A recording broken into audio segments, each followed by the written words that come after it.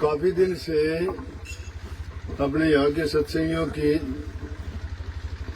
बहुत ज्यादा तड़फ थी और इन्होंने बार बार ये कहा जी एक बार निनान आ जाओ, निनान आ जाओ। काफी दिन से सोच रहा था, फिर सोच महागत टाइम सत्संग लगातार है। जो आज का टाइम भी बल्कि एक बार तो गड़बड़ हो गई थी, शाम ने किसी दूसरी जगह की भी आकर रखी थी। फिर उसने कहा कि भाई थारे कलावांगे, और अगर ये इतनी संगत आगे जा तो मुश्किल कर दी थी आप लोगों ने। फिर भी सत्संग का कार्यक्रम नहीं था, ये तो इतना था घर में आने का। अब संगत को पता लगता है तो संगत आ जाती है। अच्छी बात है, जितना टाइम मिले अच्छी संगति का, महापुरुषों के दर्शन का, सत्संगियों से मिलने का। क्योंकि कही है कि सत्संग की आधी घड़ी तब के बरस हजार, फिर भी नहीं बराबरी संतन की विचार। सत्संग की तो आधी घड़ी ही काफी है। एक घड़ी आधी से पुनियाद तुलसी संगत साध की जो किन्ने सुबाद कटे कोट अपराध। एक घड़ी से भी आधी घड़ी से भी आधी घड़ी, उससे भी आधी घड़ी हो, और इतनी भी संगति अगर महापुरुषों की मिल जाए तो कोटि अपराध कट जाते हैं। अच्छी बात है, जितना ज्यादा सत्संगों में यहाँ आके मुझे बहुत अच्छा महसूस करता हूँ मैं। ये अपने 4-5 ऐसे आश्रम हैं, फतेहाबाद का है, रूपावास का है, भादरा का है, आगे राजगढ़ का, रूपावास का। यहाँ बहुत प्यार है आप लोगों का, सत्संग के प्रति अच्छी आपकी रुचि है। और उससे भी ज्यादा मैं देखता हूँ कि जो नौजवान बच्चे हैं उनका रुझान सत्संग के प्रति बहुत अच्छा है, बड़ी श्रद्धा विश्वास है।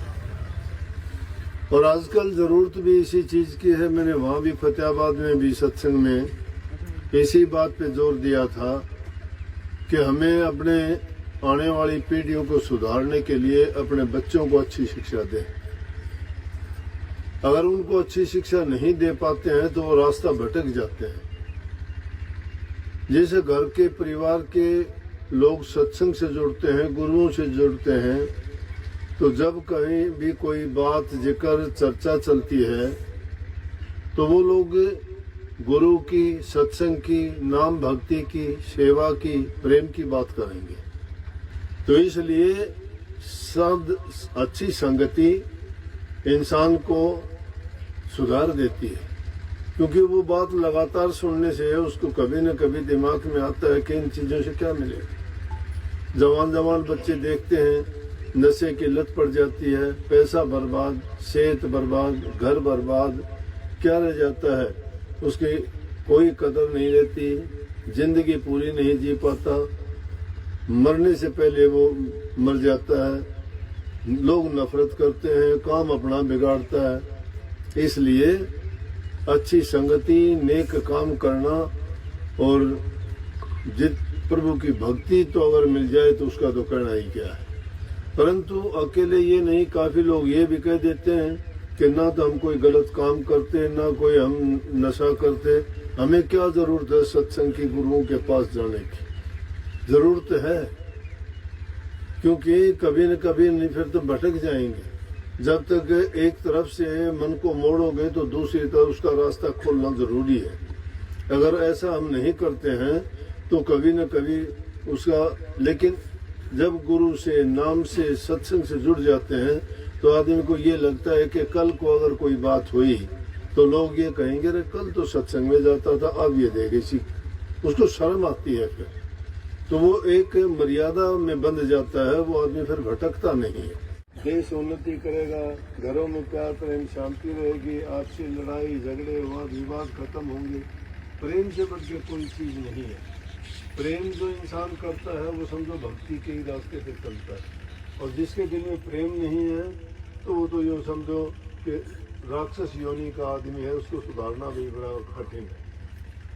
अब एक को देख के दूसरा, दूसरे को देख के तीसरा, कितने लोग दूसरे भी देख के कहते हैं आज क्या है, देखते हैं एक बार। उसका महत्व नहीं जानता, उसकी कीमत नहीं जानता, उसके गुणों को नहीं जानता, वो आदमी दोषी नहीं है। लेकिन पास में जब जाएगा वो चीज देखेगा, सुनेगा, फिर उसको पता लगेगा कि ये क्या चीज है और इसकी क्या कीमत है और हमें इससे क्या लाभ मिलेगा। तो संतों का मिलन, सत्संग ये खांड की रोटी है। खांड की रोटी समझो मीठी, किसी तरफ से भी खाओगे वो मीठा ही मीठा देगी, आपको खराब नहीं करेगी।